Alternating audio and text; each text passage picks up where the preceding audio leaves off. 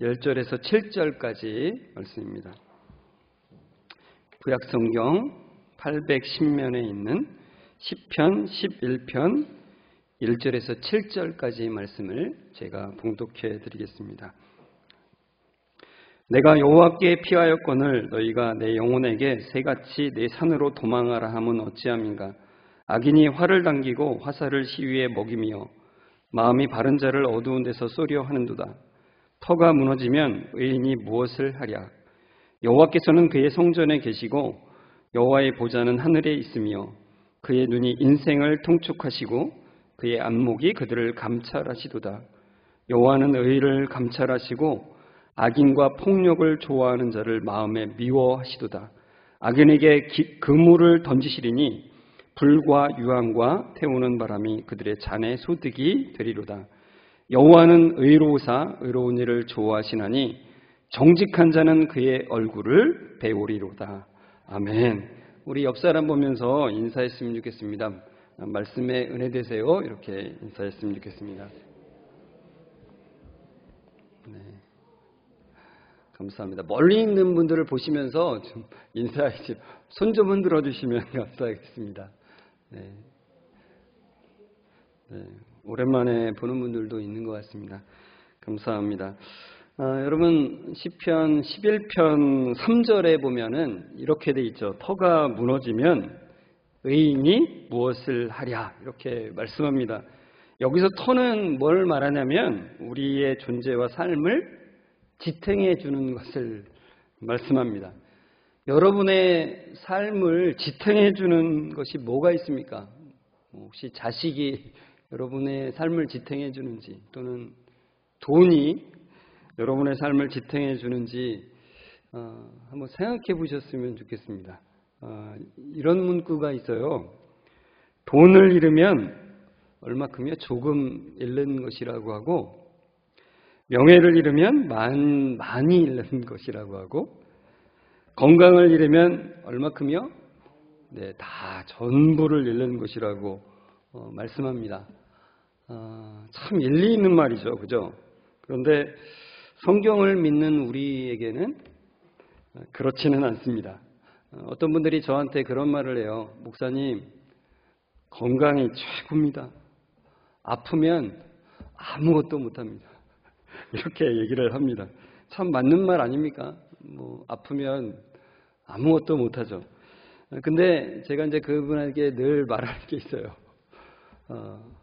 건강이 최고는 아닙니다. 이렇게 말씀을 드리는데, 왜냐하면 저의 지혜로 말씀드리는 게 아니라 성경이 그렇게 말합니다. 성경은 그 이상을 이야기하기 때문에 그렇습니다.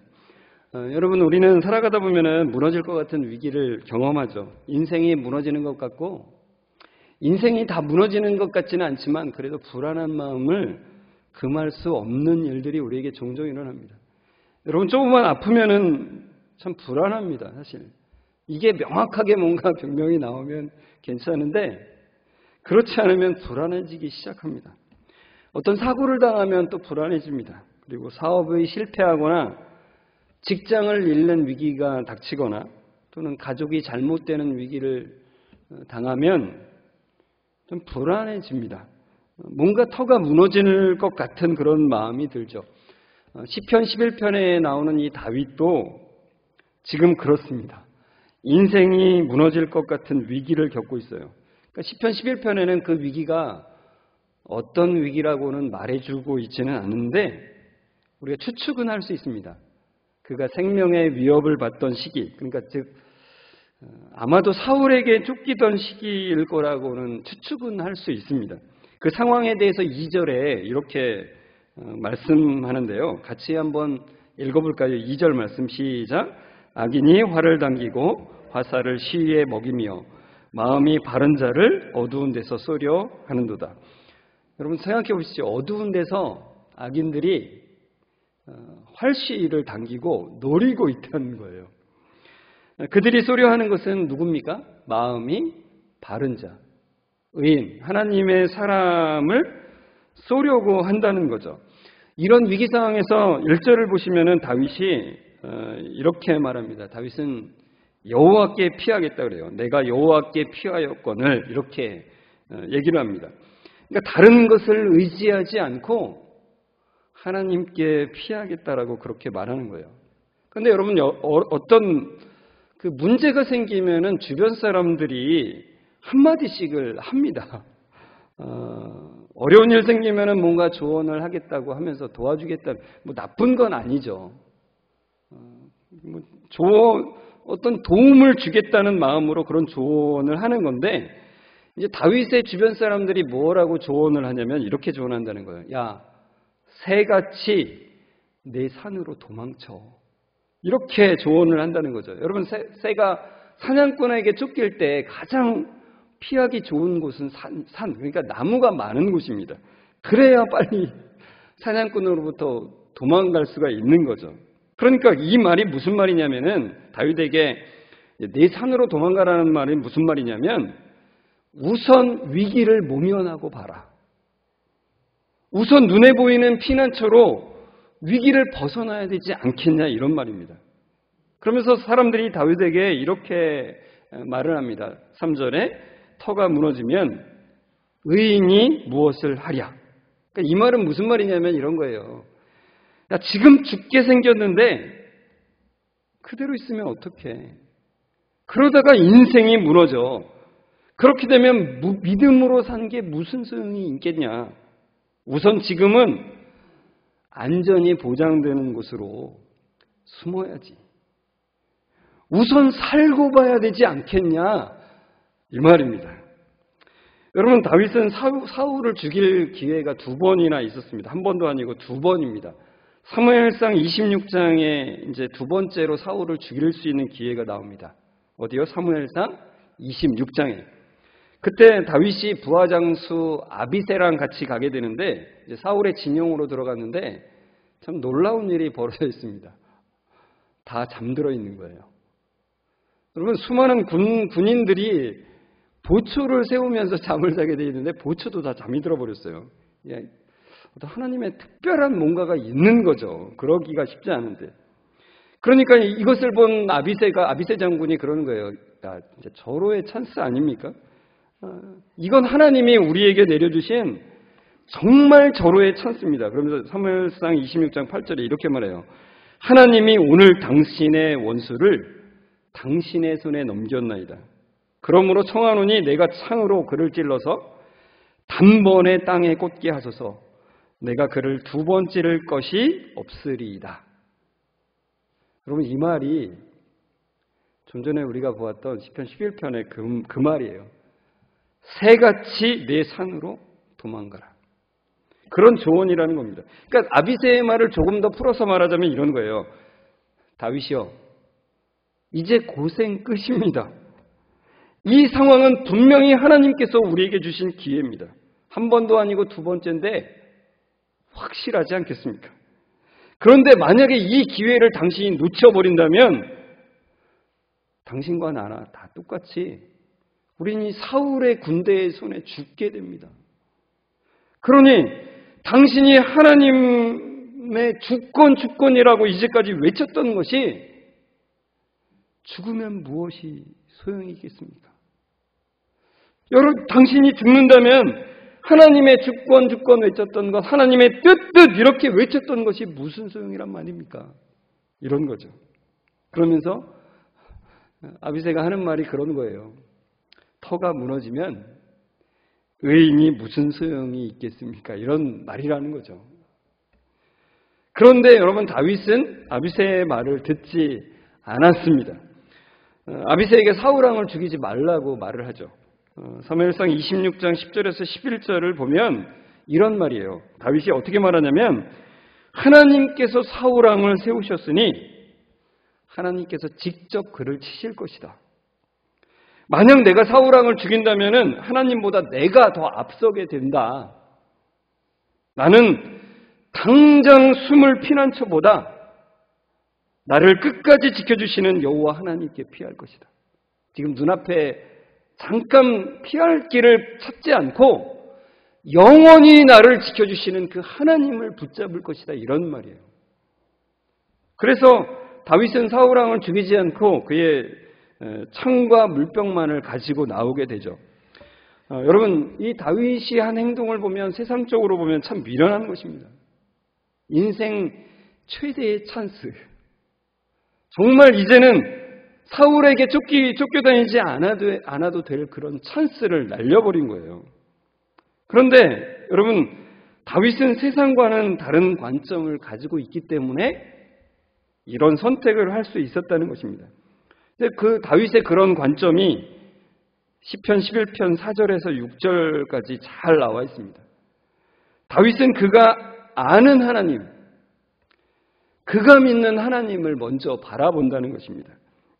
4절 전반부를 보시면은 이렇게 돼 있어요. 다윗은 성전에 계시는 하나님을 바라본다고 그럽니다.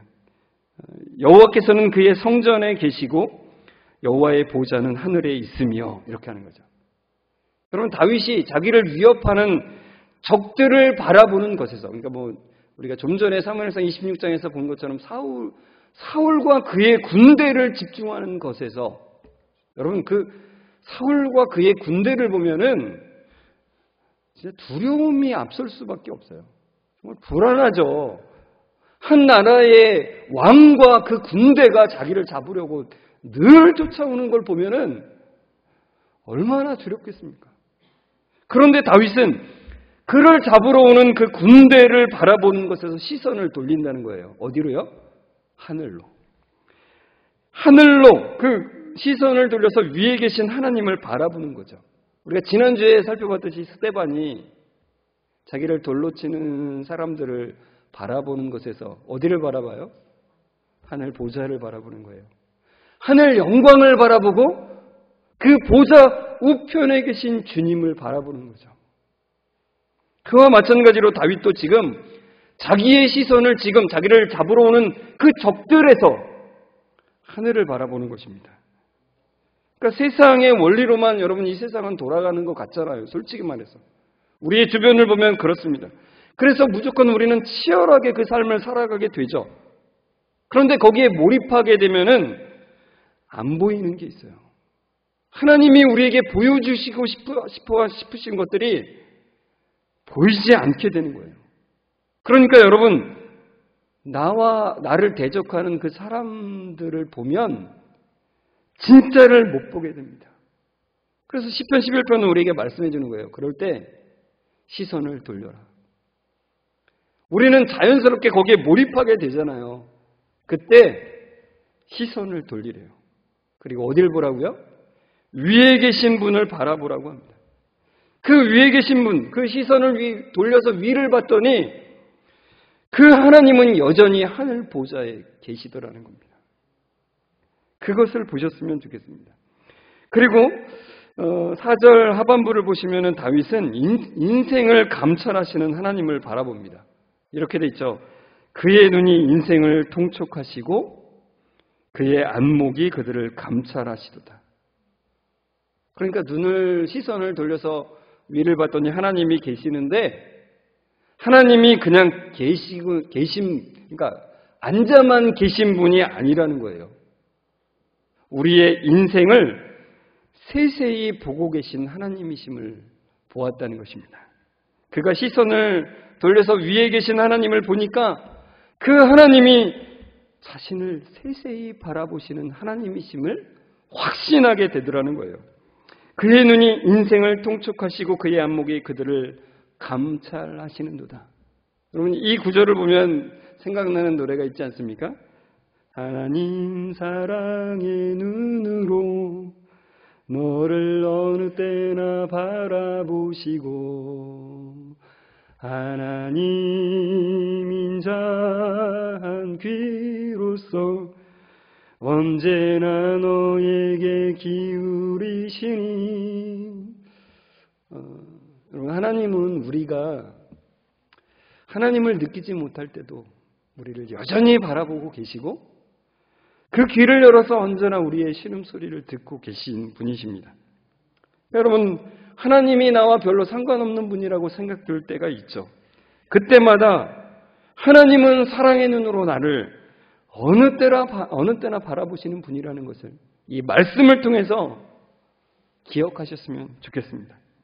그리고 이어서 다윗은 이제 5절 상반절을 보시면은 의인을 연단하시는 하나님을 바라보게 됩니다. 여호와는 의인을 감찰하시고 이렇게 말씀하죠. 이 감찰한다는 말은 여기서는 시험한다는 뜻입니다. 의인을 시험한다는 것은 의인의 믿음을 연단해서 정금과 같이 만드신다는 뜻입니다. 여러분, 다윗은 의인을 세심히 보시는 하나님께서 그냥 바라만 보고 계시는 분이 아니라는 것을 보는 거예요. 의인의 믿음을 연단하시는 하나님, 그 하나님의 손길을 바라보게 되는 것입니다. 여러분, 우리는 늘 편하고 잘 되는 것을 바랍니다. 저도 그렇습니다. 늘 편하고 하는 일마다 잘 됐으면 좋겠습니다. 그런데 하나님의 관심은 우리가 편하고 잘 되는 데 있는 게 아니라 우리의 변화에 있습니다. 그래서 하나님은 때때로 우리에게 어려움을 허락하세요. 그렇기 때문에 여러분, 우리의 관심을 하나님의 관심에 맞추어가면 모든 것이 새로운 의미로 다가오게 돼 있습니다. 하나님은 우리 모든 상황을 통해서 우리를 변화시켜 가시는 참 능력의 하나님이세요. 우리가 좀 전에 불렀던 그 찬송처럼 지금까지 지내온 것 주의 크신 은혜라. 그러니까 어떤 것 하나도 주님의 손길이 미치지 않은 것을 우리는 알게 되는 것이죠. 제가 그 이하람 성도님이랑 매주 이제 만나서 성경을 공부하고 있습니다. 제가 이하람 성도님한테 허락을 받았어요. 이걸 얘기해도 되냐고 허락을 받고 지금 얘기하는 겁니다. 작년에도 그랬고 이번에도 성경을 공부하려고 하면은 그 이하람 성도에게 나타나는 현상이 있었대요. 그게 뭐냐면은 가위 눌림입니다. 그러니까 성경 공부를 하려고만 하면은 그 전날 이제 밤에 가위가 눌리는 거예요. 근데 이제 두세 번 눌리다가 지금은 이제 안 나타나고 있는데, 이제 제가 그 이야기를 듣는데, 그 어느 책 제목이 하나 생각이 나서 이제 이하람 성도에게 그 책 제목 이야기를 해줬습니다. 그 책 제목이 바로 이건데요. 악마씨 생유 베리머치라고 하는 책입니다. 여러분, 성경을 공부할 때마다 공부하려고 하면은 사탄이 공격을 해주잖아요. 그러니까 사탄의 그 공격이 얼마나 지금 이 배우려고 하는 이 성경이 진리라는 것을, 얼마나 귀하고 놀라운 것이라는 걸, 생명이라는 것을 사탄이 증명을 해주고 있는 거예요. 그래서 그게 얼마나 고마운지. 근데 여러분, 이 책 제목이 사실 나중에 바뀌었어요. 다른 걸로. 왜 바뀌었냐면은 악마한테 악마 씨라고 부르고, 그래서 왜 악마를 너무 친근하게 생각하게 한다는 거고, 그리고 악마한테 고맙다라고 하는 게 합당치 않다라는 항의들이 빗발쳐가지고 이 책 제목을 바꿨어요. 근데 여러분, 그 악마 사탄한테 고맙다는 거는 진짜 고맙다는 말이 아닌 거예요. 비꼬는 고마움입니다.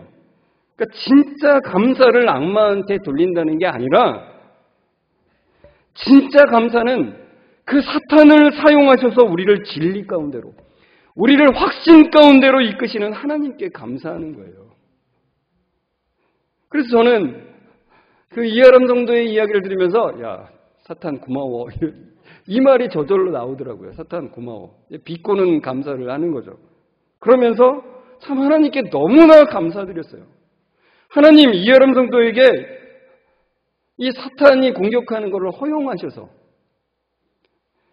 사탄이 싫어하는 것이 무엇인지를 명확하게 알려주셔서 정말 감사합니다. 하나님, 이하람 성도가 하나님을 의지하게 하시니 정말 너무나 감사합니다. 너무나 감사했어요, 지금. 여러분, 제가 오후 찬양 예배 때 보여드렸던 그 사진인데요. 그 아버지와 아들이 그 대를 이어서 대장가를 하시는 분들이래요. 그래서 아들은 힘이 세니까 큰 망치를 가지고 만들려고 하는 쇠를 땅땅 때립니다. 그러면은 아버지는 그걸 잡고 있으면서 옆에서 작은 망치를 하나 들고 있죠. 그리고는 큰 망치로 아들이 때릴 때 그 사이사이에 작은 망치로 그거를 톡톡 두드려 주는 거예요. 왜요? 그 모양을 잡는 거죠. 잘못되지 않게 그 모양을 잡는 거죠. 여러분 사실 이와 같은 원리예요. 사탄은 큰 망치처럼 우리를 사정없이 때립니다. 우리 마음속에 터가 무너지는 것 같은 느낌을 들게 사탄은 강력하게 때려요. 하지만 하나님께서는 작은 망치처럼 그 사랑의 손길로 사탄이 때리는 그 사이사이를 살짝 두드려 주시는 거예요. 잘못되지 않게 모양을 만들고 가시는 것이라는 겁니다. 여러분 하나님은 우리를 심지어 해치려고 하는 사람들까지 사용하셔서 우리를 빚어가시는 거예요. 너무 감사하죠. 이 손길을 바라보라고 하나님께서 말씀하시는 겁니다. 다윗은 이렇게 의인을 또한 연단하는 그 하나님을 보니까 또한 악인을 심판하시는 하나님을 보게 되는데 이제 5절 하반절부터 6절까지 다윗은 악인을 미워하시는 하나님을 보게 됩니다. 5절 하반절을 보시면 이렇게 돼 있죠. 악인과 폭력을 좋아하는 자를 마음에 미워하시도다 이렇게 말씀합니다. 그러니까 여러분 어두운 데서 활시를 당겨서 의인을 쏘려는 그 악인들을 하나님은 바라보고 계세요. 의인만 보고 계시는 게 아니라 악인들을 보고 계세요. 그러면서 어떻게 하시냐면 그 악인들에게 그물을 던지신다라고 그러죠.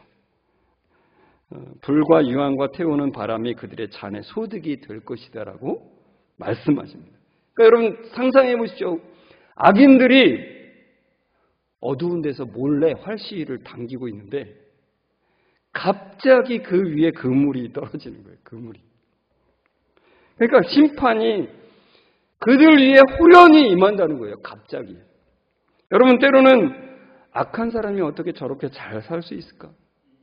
저런 인간한테도 하나님이 복을 주시나 뭐 이런 생각이 들 때가 있죠. 분통이 터질 때가 있습니다. 그러나 화가 나시더라도 억울하시더라도 이것을 기억하셨으면 좋겠어요. 심판이 호련히 임한다는 것입니다. 갑작스럽게. 그물이 위에서 갑자기 떨어지듯이 그렇게 심판이 일어난다는 것입니다. 반드시요. 여러분 다윗이 위기 상황 가운데서 터가 무너질 것 같은 상황 속에서 그가 바라봤던 것들을 다시 한번 정리해 보면 이렇습니다. 보이지 않는 것 같지만 하나님은 여전히 하늘 보좌에 앉으셔서 세상을 다스리시는 통치권으로 그 자리에 계신다는 것입니다. 그리고 특별히 하나님은 자녀들을 사랑의 눈으로 바라보고 계시고요. 그리고 그 모든 위기들을 사용하셔서 그의 자녀들을 변화시켜 가시고 계시고 반면에 의인을 공격하는 악인들을 하나님은 반드시 심판하신다는 거예요. 여러분 다윗이 바라본 이것의 핵심은 뭐냐면 하나님은 변함없는 사랑으로 그의 자녀들을 붙들고 계시다는 것입니다. 그러니까 우리의 자잘못에 상관없이 약속을 주시고 반드시 그 약속을 이뤄내시는 그 하나님의 사랑을 다윗은 보는 것입니다. 그래서 다윗은 7절에 이렇게 고백을 합니다. 여호와는 의로우사 의로운 일을 좋아하시나니 정직한 자는 그의 얼굴을 배우리로다. 우리 같이 한번 읽을까요? 시작. 여호와는 의로우사 의로운 일을 좋아하시나니 정직한 자는 그의 얼굴을 배우리로다. 아멘. 믿음의 눈으로 하나님을 바라보는 자는 하늘의 위로를 받습니다.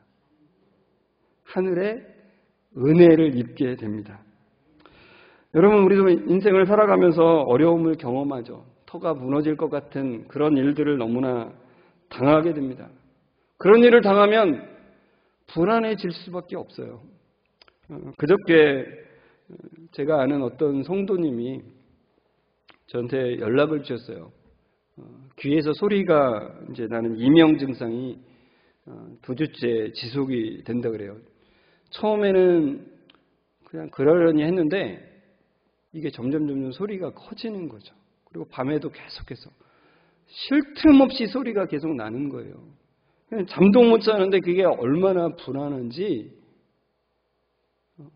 이게 모든 인생이 뒤흔들릴 것만 같은 그런 느낌이 드는 거죠.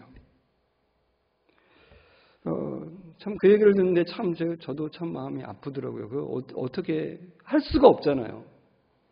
그래서 어떻게 기도해야 되냐고 저한테 묻더라고요. 그래서 제가 이렇게 대답해 줬습니다. 하나님은 그의 자녀들을 향한 계획이 있습니다.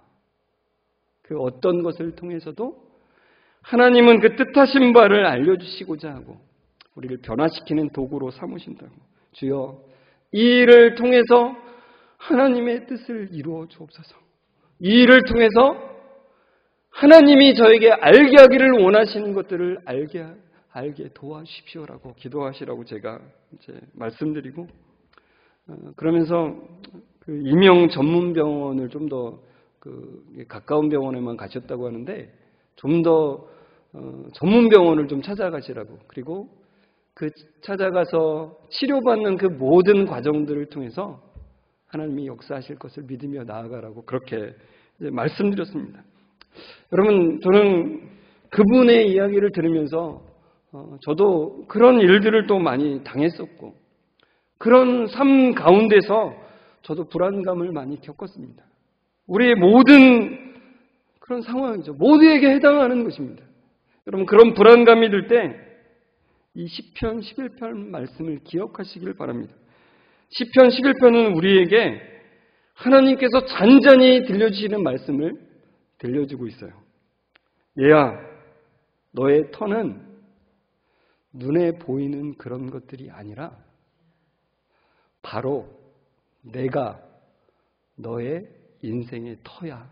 이렇게 말씀해 주시는 거예요. 성도 여러분, 우리의 터는 모든 만물을 창조하시고 붙들고 계시는 전능의 하나님이십니다. 성도 여러분, 우리의 터는 우리를 사랑하셔서 모든 것을 내어주신 주 예수 그리스도이십니다. 어떤 상황 가운데서도 하나님의 사랑은 결코 우리를 놓지 않으신다라고 말씀하고 계세요. 로마서 8장 37절부터 39절에 이렇게 말씀해 주십니다. 그러나 이 모든 일에 우리를 사랑하시는 이로 말미암아 우리가 넉넉히 이기느니라. 내가 확신하노니 사망이나 생명이나 천사들이나 권세자들이나 현재일이나 장래일이나 능력이나 높음이나 깊음이나 다른 어떤 피조물이라도 우리를 우리 주 그리스도 예수 안에 있는 하나님의 사랑에서 끊을 수 없으리라. 여러분, 이게 우리의 터예요. 터가 무너질 것 같은 상황 가운데서 하나님이 우리에게 말씀해 주시는 그 터입니다. 그 세상의 어떤 것도 우리를 우리 주 그리스도 예수 안에 있는 하나님의 사랑에서 끊을 수 없다라고 말씀하고 계십니다. 이것이 하나님의 변함없는 약속입니다. 다 무너져도 우리가 유일하게 믿을 수 있는 터, 하나님. 또한 그 하나님의 사랑은 결코 무너지지 않습니다. 여러분, 성경은 우리에게 말씀해주고 있는 거예요. 우리가 죽어도 그 터 안 무너진다는 거예요. 아까 다윗의 주변에 있는 사람들은 그랬죠. 야, 죽으면 그 믿음이 무슨 소용이야 라고 말할지 모르지만 우린 죽어도 그 터는 무너지지 않습니다. 여러분, 이 세상 모든 것은 무너집니다. 그러나 우리에게 무너지지 않는 영원한 터가 있다는 것이 얼마나 감사해요. 우리가 감사절을 보내면서 우리 하나님이 우리의 터가 되신 것이 얼마나 감사한지를 정말 깊이 있게 마음속에 깨닫고 그 감사를 올려드리는 여러분이 되었으면 좋겠습니다. 그 사랑으로 우리를 붙들고 계시고 우리를 날마다 지켜 보호하시는 주님의 그 놀라운 선하심의 손길을 경험하는 여러분들의 삶이 되시길 주의 이름으로 축원합니다. 이 시간 우리가 찬송가 301장을 좀 다시 한번 불렀으면 좋겠습니다. 지금까지 지내온 것 2절을 좀 불렀으면 좋겠는데요. 이렇게 되어 있습니다. 몸도 맘도 연약하나 세임받아 살았네. 물 붓듯이 부으시는 주의 은혜 족하다. 사랑 없는 거리에나 험한 산길 헤맬 때 주의 손을 굳게 잡고 찬송하며 가리라. 여러분, 사망의 음침한 골짜기를 지날 때도 그 사랑으로 주님은 우리를 놓지 않으십니다. 영원한 터이시죠. 우리 주님의 그 놀라운 그 사랑의 손길을 잡고 어려운 가운데도 찬송하며 걸어가는 은혜가 있기를 소망하면서 우리 같이 불렀으면 좋겠습니다.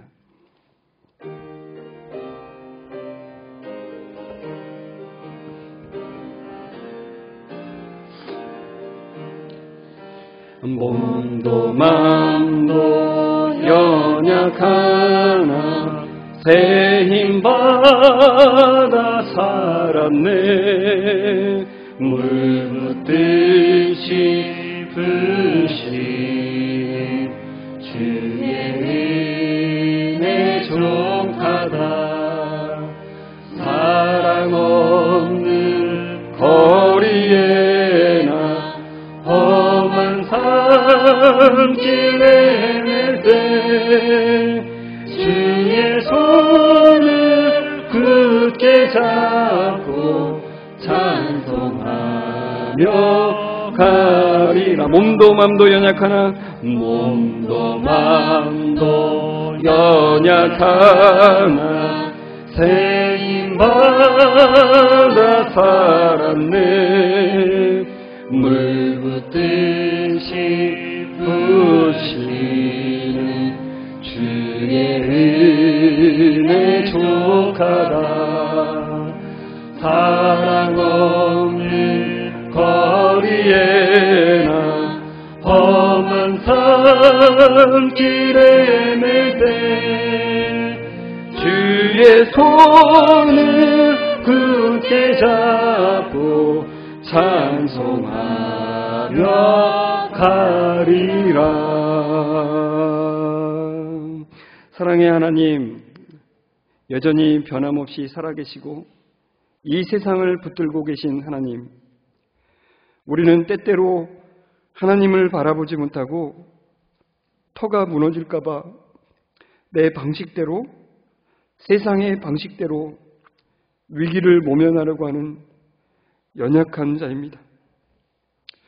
주님, 우리의 믿음 없음을 도와주옵소서.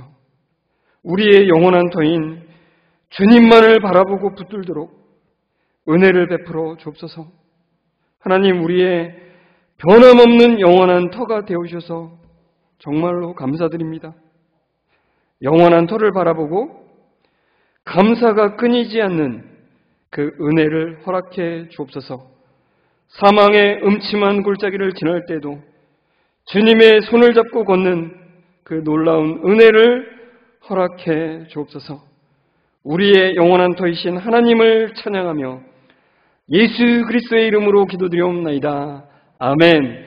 우리 주 예수 그리스도의 은혜와 하나님의 사랑하심과 성령님의 교통하심이 주님만이 우리의 터가 되십니다.